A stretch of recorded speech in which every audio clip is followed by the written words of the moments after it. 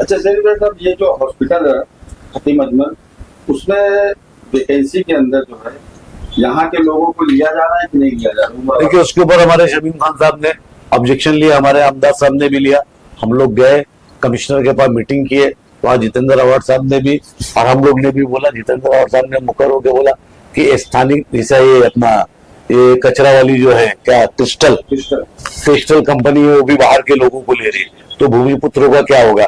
यहाँ के जो हमारे जो नाले में घुस के जो काम करने वाले हमारे यहाँ पे ऊपर बंजारे पाड़े के ऊपर रहते, उनको छोड़ के तुम बाहर से लाओगे तो नहीं चलने वाला है। इस तरीके की बात की गई है। तो कमिश्नर साहब ने ये बोला कि हम इनके ऊपर प्रेशर नहीं कर सकते, पर उनको ये कोशिश करना चाहिए कि स्थानिक लोग को रोजगार देना चाहिए, क्योंकि यहाँ पे भी युवा और युवा लड़कियां लड़के दोनों पढ़े लिखे हैं, तो उनके लिए तो होना चाहिए ना कंपल्सरी। इनके वो मिस्टर पॉल जो है उनको भी मैंने ये कहा है और अवार्ड साहब ने भी कहा है और सब हम लोग ने कहा है, हमारी पूरी पार्टी ने, कि आप यहाँ के स्थानिक बच्चों को ज्यादा से ज्यादा चांस मुहैया कराओ और बाहर के बच्चों को रिपोर्ट कम करो, क्योंकि उनके पास ऑलरेडी जगह है, वहां पे है। तो यहाँ पे जो चीज नहीं खुले वो यहाँ के स्थानिक बच्चों को, सभी समाज के बच्चों को लिया जाए। इसी तरह उर्दू स्कूल में भी, जो उर्दू स्कूल आपको, उसमें भी वैकेंसी बहुत सी खाली है, मतलब उसमें भी अभी तक देखिए, वैकेंसी तो कोई नहीं गवर्नमेंट ले रही है। महानगर पालिका की वैकेंसी पुलिस नहीं ले रही है। एक मुंब्रा कौसा के उसके 5000 लोगों के ऊपर एक पुलिस है ना, और लॉ एंड ऑर्डर चल रहा है ना, हम आरोप भी लगाते। तो इसके लिए आप सरकार के आगे क्या कहना चाहते हैं? हमारी क्या कहना चाहते हैं आप? सरकार से निवेदन है कि लॉ एंड ऑर्डर टाइट होना चाहिए पढ़ाई लिखाई के अंदर। देखिए, शिक्षित भारत बनेगा ना तो हम बात कर सकते हो, जो बात होती है कि विश्व गुरु और ये गुरु। अशिक्षित भारत बनेंगे तो सिवाय रोजाना नारेबाजी, सड़क पे ये पुतला, ये हरा झंडा, ये भगवा झंडा, यही सब करेंगे। क्योंकि विपक्ष की आवाज बुलंद होती है, हमने तो देखा कि हमेशा विपक्ष की आवाज को बुलंद किया जाता है। तो अब कुछ नहीं, अब जो सत्ता में आ गया उसी की आवाज चलती। विपक्ष की कहानी मोदी जी ने देश में खत्म कर दिया, तो जब सेंट्रल में खत्म हो गई तो स्टेट में भी खत्म हो गई। विजय सर, एक सवाल आपसे है।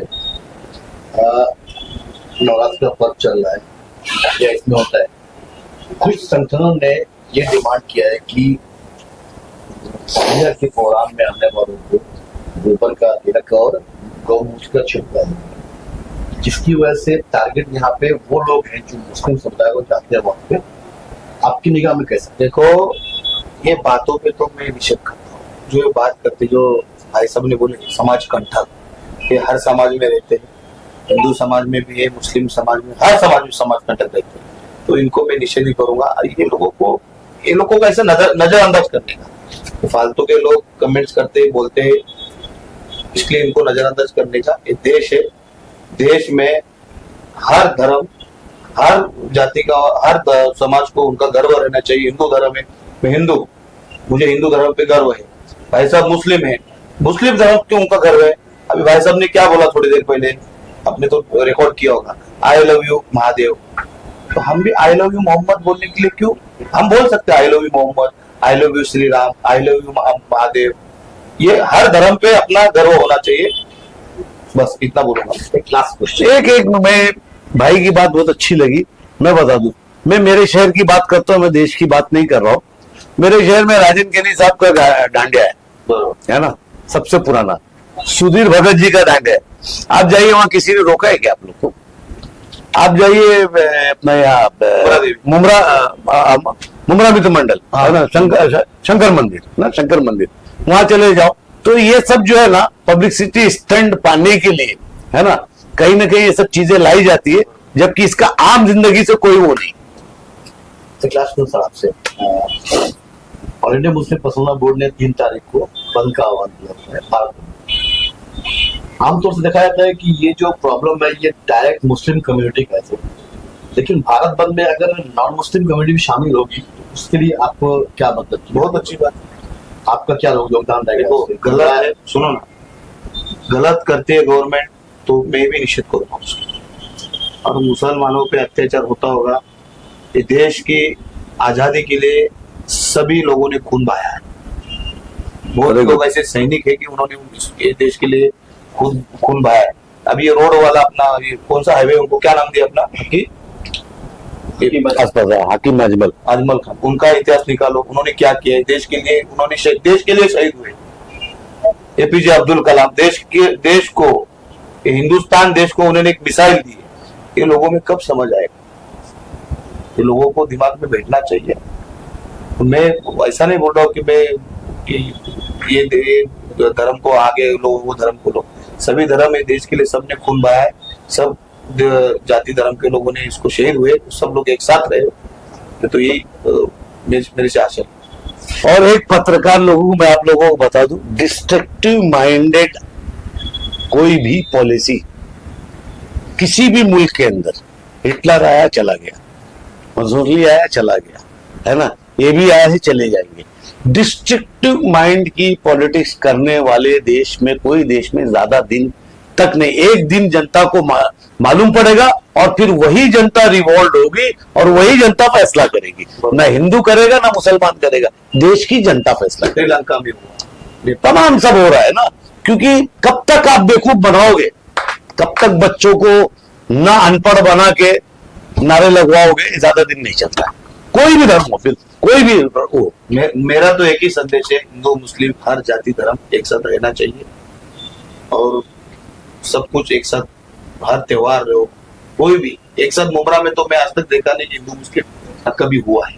अभी नया नया क्या क्या फंडा आ रहा है मुझे तो नहीं पता। हमारे शहर जैसा पूरा देश होना चाहिए। हाँ, मुमरा हमारा ऐसा मानना है कि मुमरा जैसा सब होना चाहिए। यहाँ सब कुछ नहीं। वो जो मेरे ख्याल से मुमरा देवी का जो पोस्टर भी चिपका है वो हमारे शहर का नहीं है। हाँ। वो कहीं ना कहीं आग लगाने के लिए हमारी एकता को वो आया था। तो ऐसा कुछ भी नहीं, और मुमरा को फॉलो करना चाहिए देश, सब ठीक हो जाए। जिस पार्टी को ठीक करते हैं, शिवसेना और शिंदे ग्रुप से, मगर इतना नीतीश राणे ने बोला, मगर आपके जो है, जो राष्ट्रीय अध्यक्ष आज को कहा जाए, शिंदे साहब ने एक वर्ड उनके लिए कुछ इस्तेमाल किया। नीतीश राणे का मैं निषेध करता हूँ।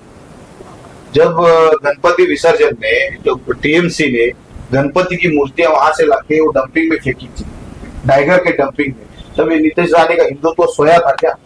तब क्यों नहीं बोला इसने? गवर्नमेंट ने बोलता है ना कि मंत्री मिनिस्टर, तब कहाँ सोया था ये? उसका निषेध करता हूँ। सिर्फ हिंदू मुस्लिम करने से मतलब नहीं है। अभी जो गणपति की मूर्तियां वहां पे फेंकी थी, तब हिंदू लोगों की विटम्बना कम हुई है क्या? हमको ठेस लगा है। हमारे हिंदू धर्म की मूर्तियां तुम लाके उधर फेंक रहे हो, तो कहाँ सोए थे? तो इस चीज के लिए अपने शिंदे साहब से कहा किस तरीके से यहाँ है, तो राणे को ऊपर कुछ लगाम लगाई जाए। सुनो, अभी ऊपरी लेवल का मामला था, उनको भी पता है ना, सबको पता है। अभी ऐसे लोगों को बढ़ावा नहीं देना चाहिए। लोगों को बढ़ावा, हमारे बॉस तो कभी बढ़ावा देते नहीं, उतने लोग तो ऐसे भूखते रहते, भूखने देने का बस। सैयद भाई, आपसे एक आखिरी क्वेश्चन है। अल्लाह मोहम्मद पे जो कल प्रोटेस्ट होने वाला है, तो क्या नबी करीम मोहम्मद सल्लल्लाहु अलैहि वसल्लम की जो आंखों की ठंडक है वो नमाज है, क्या इसका विरोध नमाज मस्जिद भरो आंदोलन से करना चाहिए? देखिए, बिल्कुल करना चाहिए। समझना, ये नमाज एक अलग चीज हो गई। नमाज तो आपको पढ़ना है, 5 वक्त की, माफ नहीं है ना, और वो भी होना चाहिए। लेकिन अगर किसी भी मजहबी उसको, शख्सियत को, या मजहबी उसको अगर कोई ऐसे इस तरीके से बात करता है, तो ये उसके खिलाफ मोर्चा भी होना चाहिए, उसके खिलाफ एक एहतजाज भी हमको दिखाना जरूरी है। क्योंकि अगर उनको इसी तरीके से लोग कहते रहेंगे तो अच्छी बात नहीं। तो नमाज तो अपना फर्ज है, इसका पढ़ना है, और जो नहीं पढ़ेगा उसको सजा भोगना है ना। तो ये तो अपने को होश होना चाहिए कि हमको पढ़ना है, नहीं पढ़ना। लेकिन हमारे नबी ने नमाज आँख की ठंडक का है। कल के प्रोटेस्ट के लिए आप क्या मैसेज देना चाहेंगे जनता को? कुछ नहीं, क्या चीजें अवॉइड करनी चाहिए? कोई बड़ा प्रोटेस्ट नहीं है, ये यूथ लोगों का प्रोटेस्ट है। जामा मस्जिद के बाहर नमाज के बाद ना थोड़ा प्रोटेस्ट वो लोग करेंगे, समझा ना। बाकी उसमें मैं भी शामिल हो रहा हूँ, उसमें मैं ना देखूंगा कि कैसे क्या है, मैं भी शामिल हूँ।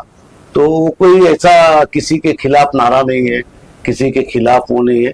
अपनी भावना को रखना है, और वो हर आदमी को अधिकार है, हर धर्म, हर मजहब, हर लोगों को कि अगर उनकी भावना को ठेस पहुंची है तो वो बिल्कुल आ सकते हैं।